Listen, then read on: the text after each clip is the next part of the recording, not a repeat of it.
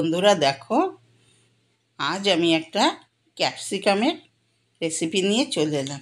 এটা রুটি পরোটা দিয়ে অসাধারণ লাগে খেতে। এটা রাতে ডিনারে রুটি পরোটার সাথে বা অনেক সময় কি হয়, মানে স্কুল কলেজের টিফিনেও এটা নিয়ে যাওয়া যায়। অফিসে ও রুটির সাথে পরোটার সাথে এই তরকারিটা অসাধারণ লাগে। তাই দেখো আমি কি নিয়েছি। ক্যাপসিকাম কেটে নিয়েছি, পেঁয়াজ নিয়েছি, একটা টমেটো নিয়েছি, আর 100 গ্রাম আমি পনির নিয়েছি। এই দিয়ে হয়ে যাবে আমার আজকের এই রেসিপি। তো দেখো আমি সরষের তেলে এই রান্নাটা করব। তো এখানে 2 টেবিল স্পুন আমি সরষের তেল দিলাম। দেওয়ার পর আমি দিয়ে দিলাম সাদা জিরে ফোড়ন। আর ক্যাপসিকাম এখন এই অনেকেই সিমলা মির্চ বলে, আর ক্যাপসিকাম আমরা বলি ক্যাপসিকাম, কিন্তু এই ক্যাপসিকামটা কিন্তু এখন 12 মাসেই পাওয়া যাচ্ছে। যে শীতে খেতে হবে তাই বলে কোনো কিছু নেই, গরমেও কিন্তু একদম বাজারে প্রচুর পাওয়া যাচ্ছে। তো যাই হোক, আমরা 12 মাসেই টুকটাক কোনো কিছু না কিছুতে আমরা দিয়ে থাকি, কিন্তু আজকে আমি কোনো কিছুর মধ্যে না দিয়ে শুধু ক্যাপসিকামের একটা তরকারি করে দেখাবো, রুটি পরোটা দিয়ে খাওয়ার মতো। জানি সকলেই জানো, তবু আমি কীভাবে করছি সেটাই তোমাদেরকে দেখাচ্ছি। তো দেখতে থাকো। তো প্রথমে দেখলে সরষের তেল দিলাম, জিরা ফোড়ন দিলাম, দিয়ে তার মধ্যে এখানে আমি 2টো মিডিয়াম সাইজের পেঁয়াজ কেটে নিয়েছি, সেই কুচিয়ে নিয়েছি। সেই পেঁয়াজটা এখন ওই ফোড়ন আর তেলের মধ্যে ভেজে নিচ্ছি। খুব বিশাল লাল লাল করে ভাজবো না, মোটামুটি পেঁয়াজটা ভেজে নিচ্ছি। পেঁয়াজটা দিয়েছি আমি তরকারিটায়। পেঁয়াজটা দেওয়ার জন্য কিন্তু অসাধারণ লাগবে। পেঁয়াজ ছাড়া যদি বন্ধুরা তোমরা করতে চাও, করতেই পারো।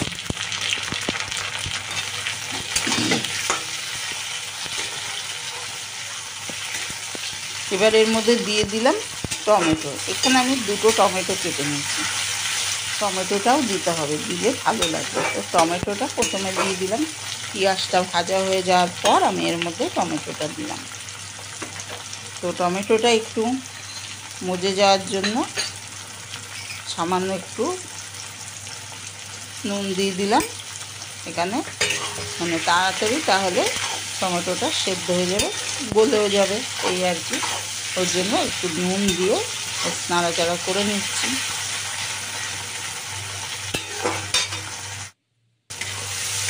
দেখো অনেকটাই গলে গেছে, এরকম করে ভাজা ভাজা করে নিলাম একটু।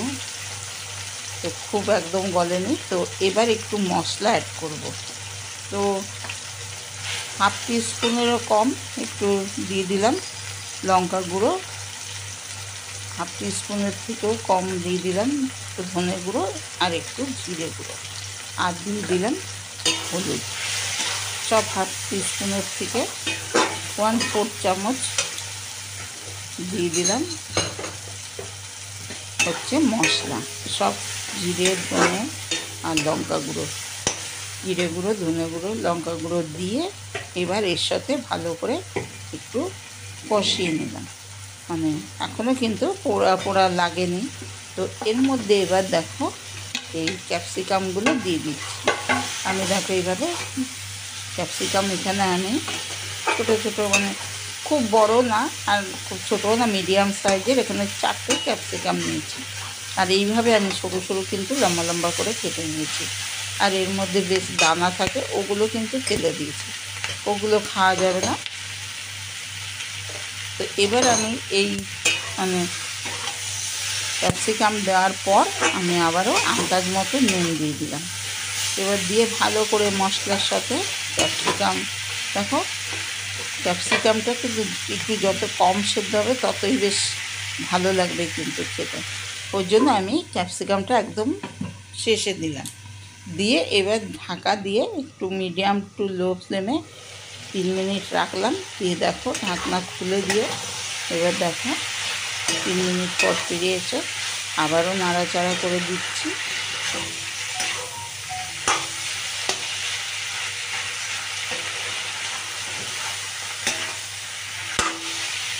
আবারও নাড়াচাড়া করে নিয়ে মশলা সব একসাথে আবারও মিশিয়ে নেড়ে দিলাম, দিয়ে আবারও একটুখানি ঢাকা দিয়ে রাখবো, আবারও 2 মিনিট ঢাকা দিয়ে রাখবো। ধরো খুব বেশি দরকার নেই, মোটামুটি আমার ক্যাপসিকাম সেদ্ধই হয়ে এসছে। এই দেখো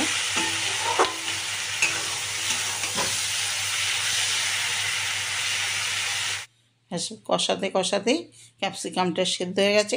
এবার আমি দেখো যে পনিরটা রেখেছিলাম, তোমাদের দেখিয়েছিলাম যে পনির এখানে 100 গ্রাম পনির নিয়েছি, সেই পনিরটা আমি এখানে গ্রেট করে দিয়ে দিচ্ছি। এই পনিরটার জন্য আরও অসাধারণ লাগবে খেতে, একদম মনে হবে যেন কি হোটেলের কোনো খাবার খাচ্ছে, এতটাই মানে এটা সুস্বাদু হয় এই ক্যাপসিকাম এরকম পনির দিয়ে তরকারি করলে। তো এই দেখো পনিরটা গ্রেট করে দিয়ে দিলাম, দিয়ে এবার একটু নাড়াচাড়া করে নেব, মিশিয়ে নেব পনিরটা ক্যাপসিকামের সাথে ভালো করে মিশিয়ে একদম। তারপরে অল্প একটু সামান্য একটু জল দিয়ে দেব। আর এই পনিরটা দেওয়াতে যেহেতু পনির এর থেকে মানে বেশ একটু তেল তেল ভাব একটা হবে, মানে তেল ছেড়ে দেবে পনিরটার থেকে, মানে পনিরটা দেওয়ার পর দেখবে বন্ধুরা। তো এর জন্য মানে আরও বেশি মনে হবে তরকারিটা খুব তেল তেলে হবে আর কি। এটা কিন্তু পনিরটার জন্যই হয়েছে। তো বন্ধুরা তোমাদের কাছে কেমন লাগলো আজকে রাতে ডিনারে রুটি পরোটা দিয়ে খাওয়ার জন্য যে আমি আজকের রেসিপিটা তোমাদের করে দেখালাম। যদি ভালো লাগে অবশ্যই তোমরা একটা লাইক দিয়ে দেখা শুরু করো, আর বন্ধুবান্ধব আত্মীয় স্বজনকে অনেক অনেক শেয়ার করে দিও।